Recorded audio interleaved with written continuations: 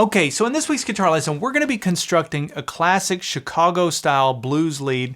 We're going to take everything that I played in the intro, break it all down note for note. I'll explain where everything comes from so that you can start using these ideas when you improvise. And it's not as difficult as you might think. Most of what I played was Minor Pentatonic Scale Pattern 1, like 85% of it.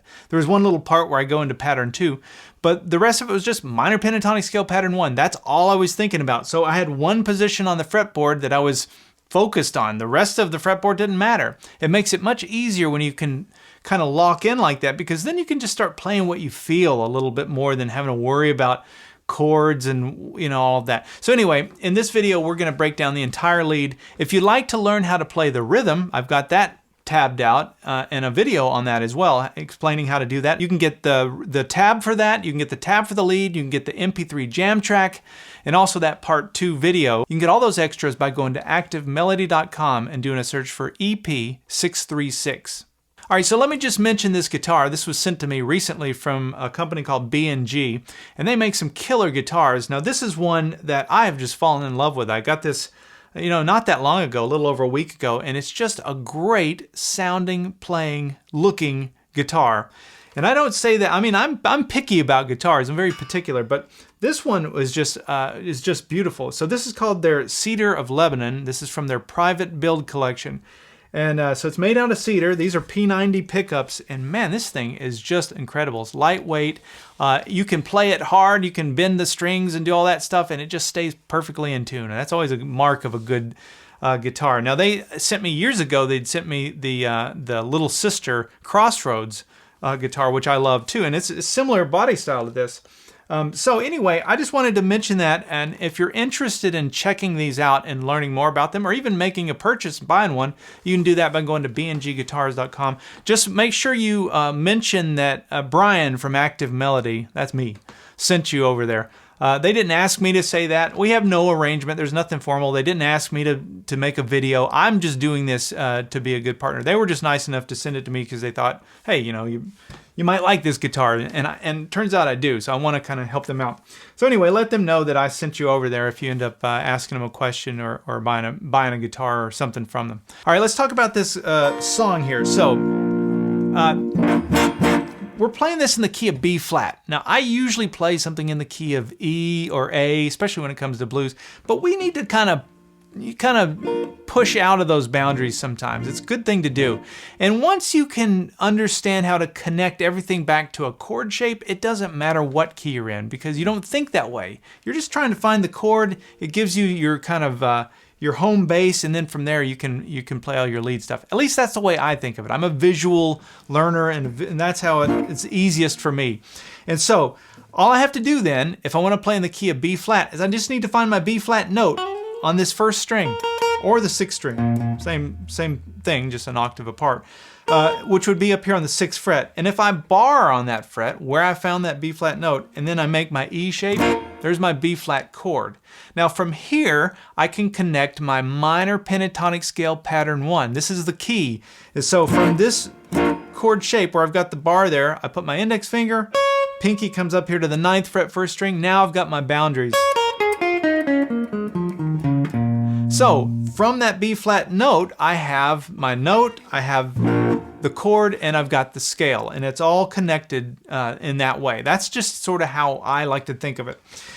So once I'm up here, I can now play the blues in B flat.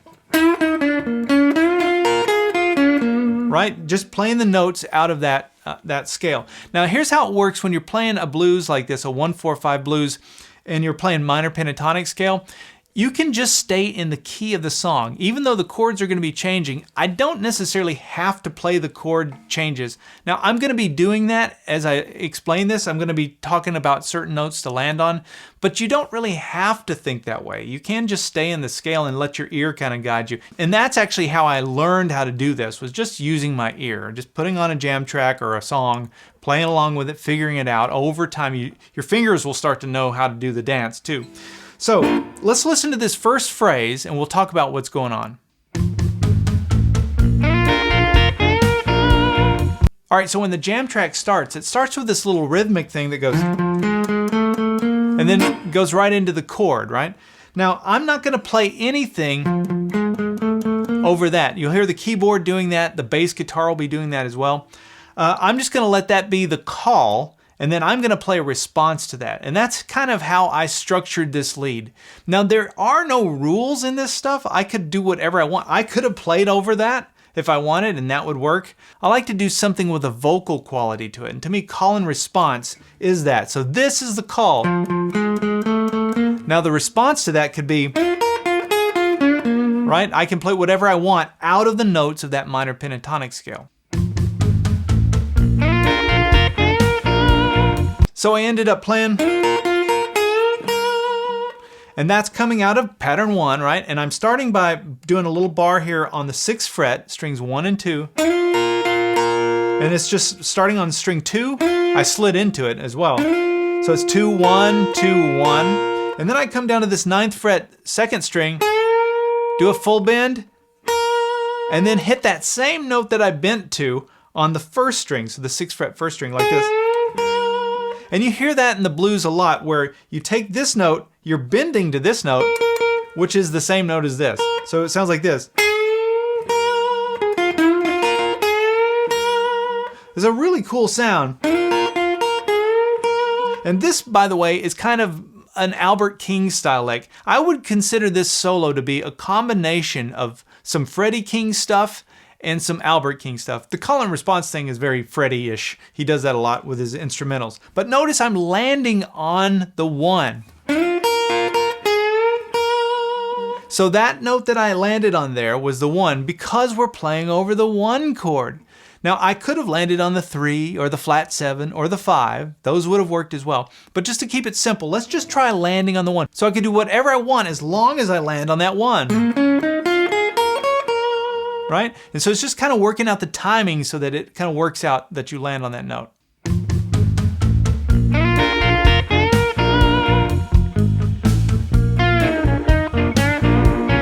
So then the jam track plays another call, and then I play another response. So my next response goes, right? And notice the note I'm landing on. Back to the root. That's the 1 again. That's my B flat. Before I landed on this one, now we're an octave lower.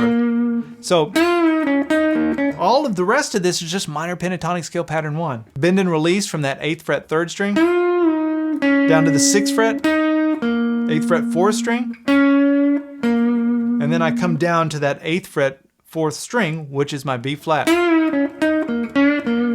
And actually, to give that kind of a vocal quality, I played a little trail off note.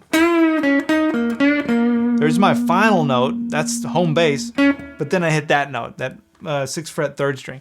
And you'll hear that in vocal things a lot of times, like the note will be here, but then they'll kind of trail off and maybe hit a few other notes. That happens when you're playing lead too, because you're singing with your fingers.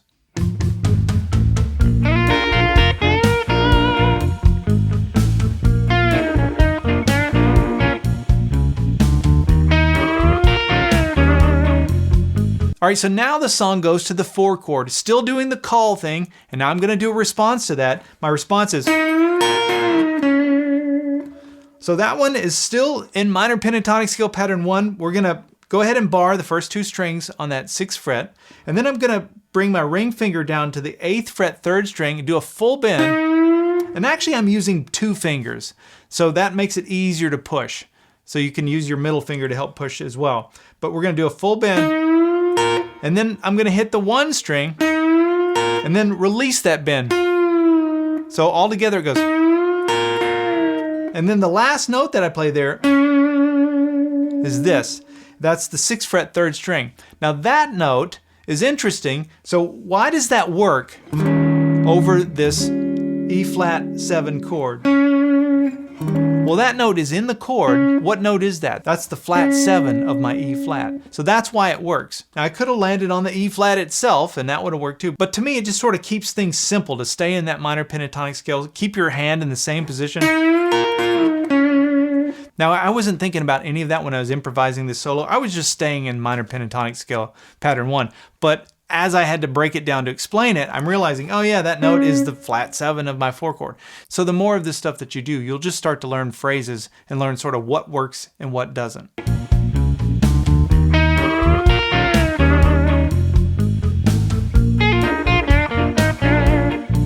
All right, so now the song goes back to the 1 chord, which is our B flat chord, and I just stay in B flat minor pentatonic scale pattern 1.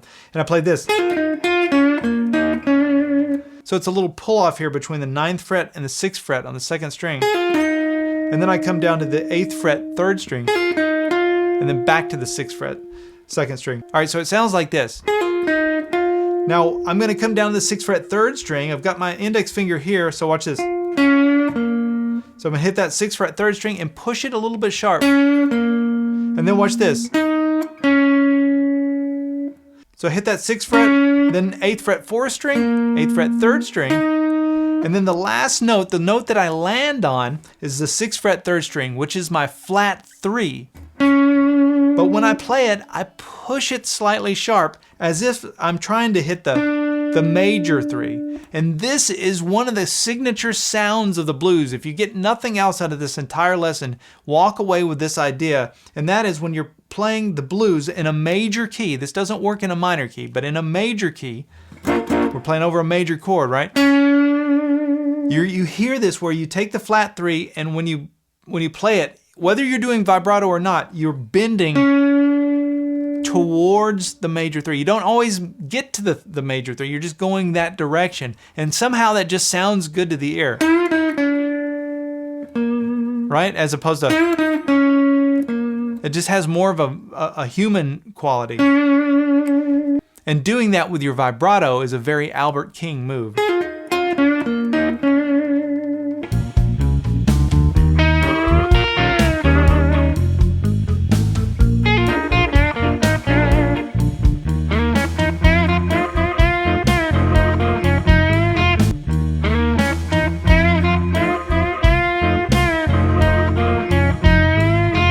All right, so now the song goes to the 5 chord, which is our F or F7, and I ended up playing this.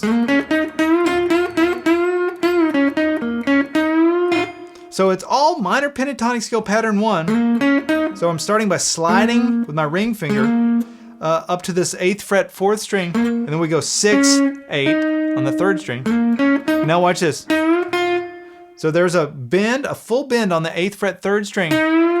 And then I hit that same note that I bent to with my index finger on that 6th fret 2nd string. By the way, this note inside of my minor pentatonic scale, that's my 5. That works over my 5 chord because that is the root note of my 5. That's my F note. So that's why that works. So I'm really targeting this note. I've got another one down here on the 8th fret 5th string. So I can do whatever I want over the 5 chord as long as I land on this note or this note.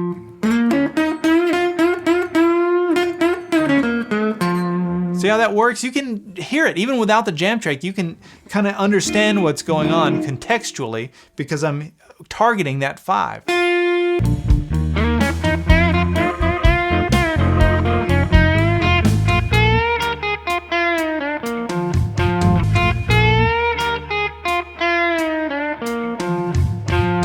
And then in the jam track, there's a break, which is always fun because you can just play whatever you want there and the band kicks back in. I love that when that's kind of worked into a jam track. And I played that as a little sort of turnaround lick. And here's what it looks like slowly. I'll put the tab up on the screen.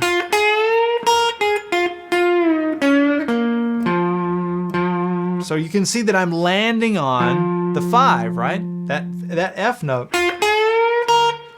So I'm starting with that lick that we've already done. And then coming all the way down here to the F on the 8th fret 5th string. So after that little turnaround lick, the song just repeats itself. It goes back to the 1 chord, back to the B flat. And what I ended up playing was this lick, getting us into pattern 2. So now we're going to go into pattern 2 just for a little bit here.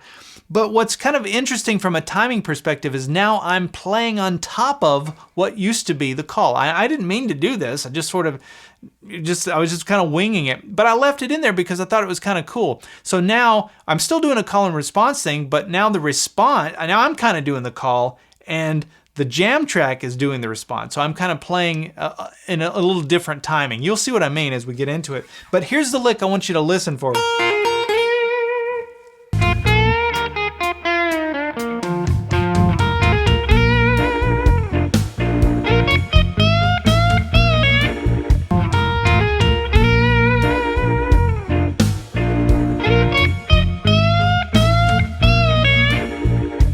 All right, so we're gonna start here on the 6th fret. I'm gonna bar the first 2 strings. Now this is still pattern 1 of my minor pentatonic. I'm gonna do a hammer on up here on the 9th fret, 2nd string, and then back to that 6th fret 1st string. So it starts with an upstroke, downstroke, and then an upstroke. So just kind of practice it. Now after I hit that note, then I'm gonna take my ring finger on the 9th fret 2nd string and do a slide up to the 11th fret 2nd string. Now as soon as I do that, all I have done is I've shifted my hand into a new position on the fretboard. Now we're in a new neighborhood. We're in pattern 2 of the minor pentatonic scale. And so pattern 2 looks like this. Now from here we could keep going down the strings, but I'm just gonna really focus on these notes. That has the core of what you need for pattern 2. I've always said that because those are the 5 notes of your minor pentatonic scale anyway. And it's got everything you need. You got your bendable notes. And and it's all sort of on those high strings, which are easier to bend. Once you get down in those lower notes, it's harder to bend. Plus, when you come down to those notes on your lower strings, on strings 4, 5, and 6, these notes, you've got those notes down in pattern 1, right? So anyway, that's just why I kind of do it that way and really focus on these 5 notes. So you've got that slide from pattern 1 to pattern 2. And then I went like this. So that's up on the 1st string. I'm doing 3 bends on the 11th fret 1st string. Actually a little walk up to it. So it's 11th fret 2nd string, 9th fret, 11th fret. And then watch this. So it's 3 bends, full bends on that 11th fret 1st string.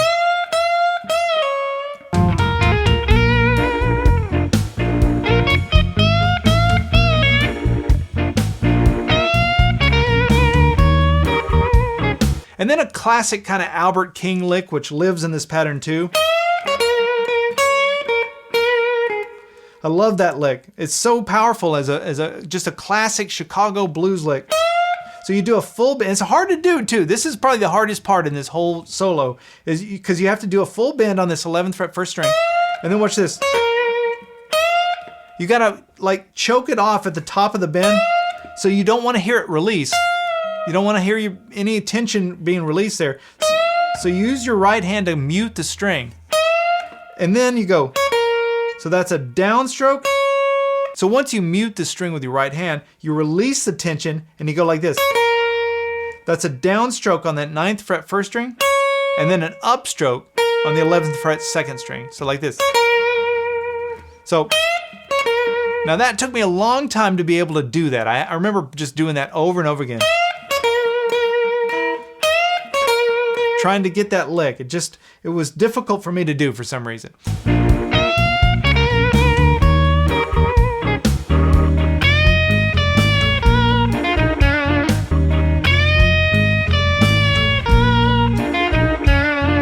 And that's really all we're gonna do from pattern 2. After that, I'm gonna go right back down with my hand. We're gonna shift back into this neighborhood, which is pattern 1.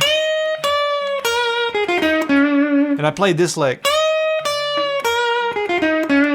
So it's a full bend on the 9th fret 1st string. Now notice that. It's a subtle thing, but you do the full bend and then you release some of the tension of the bend and then release the rest of it. And so instead of going like this, you go like this. Doesn't it sound like somebody singing when you hear that? And that's another Albert King lick. I mean, that's the kind of thing you would hear him do. And then from here, just walking right down my minor pentatonic scale pattern 1. So it's just down the scale to the flat 3, and then we're gonna do that heavy vibrato to push the flat 3 into the major 3, like this. So all together that lick goes.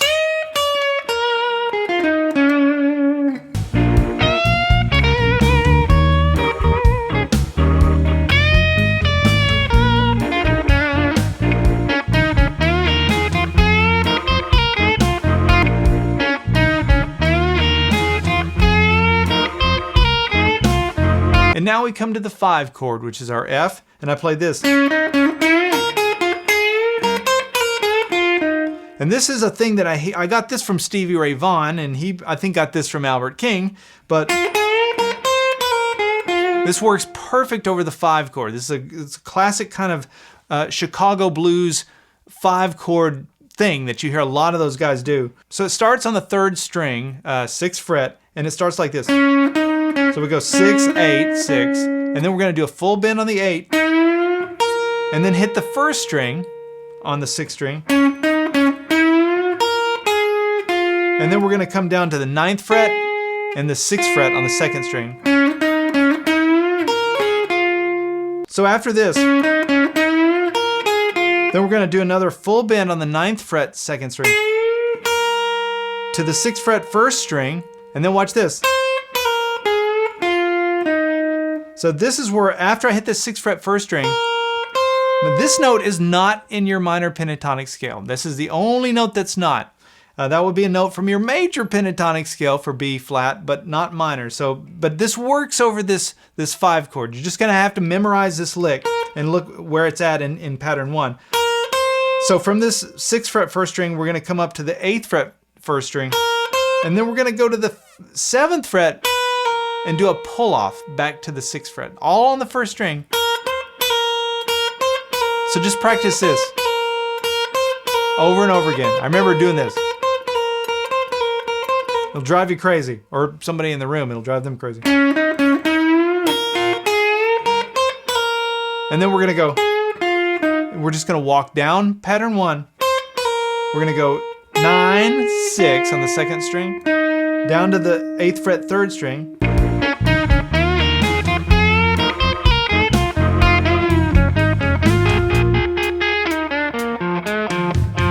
Okay, so after this, then we're gonna go back to the 6th fret 2nd string, and watch this. So 6th fret and then 8th fret 3rd string, bend and release, 6, 8, 6. So just remember this lick over the 5 chord. Just remember, if you're playing in the minor pentatonic scale pattern 1 and there's a 5 chord, you've got this lick. It's a great sounding lick, and look where it resolves, to the 5, right? As long as I come back to that 5 and land on that, it's gonna work. And then for a moment, I play this kind of Billy Gibbons sort of lick.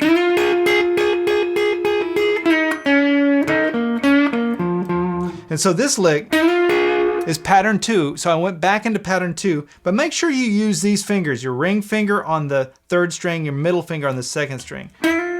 It just makes it easy to go from this back into where your hand should be for when we go back into pattern 1 of my minor pentatonic. Now I was using my middle finger to pluck the string. You don't have to do that, you can use your pick, but I just like that poppy sound that I'm getting from using my finger. So I played it like this. And then watch this. So it's a slide back down into pattern 1. And that's just between the 8th fret and the 6th fret on the 3rd string and the 4th string. And then I came down to the 8th fret 5th string.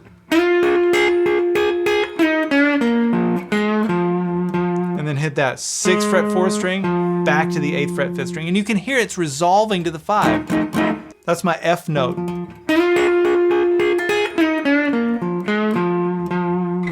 Okay, so at that point, the jam track's gonna reset, it's gonna go back to the 1 chord, and you can just loop this solo and just play it over again. Or, even better, you could start improvising using some of these ideas. In fact, that's what I would recommend. Once you get comfortable with some of these licks, just try working them in yourself. And just, even if you have to repeat the lick over and over again, just do it. That's how you kind of get this stuff in your head. So I can't recommend that enough. So I hope you've enjoyed this this lead. I wanted to include the whole lead for this week. Remember, I've got the rhythm as well, and the rhythm is a lot of fun to play, and I've got the jam track that's missing the rhythm and missing the lead. And then I've got one that has both rhythm and lead, so you can play on top of that as well if you want. There's the tablature for both rhythm and lead parts as well. So I've got everything tabbed out with the jam track. It's just a great way to learn and practice everything we've talked through. All right, so leave a comment and let me know if you've liked this video or you picked up some ideas. I always love knowing which parts resonate with people, or if you've got questions about anything or something isn't clear, let me know that as well. All right, we'll see you in the part 2 video where we go over the rhythm.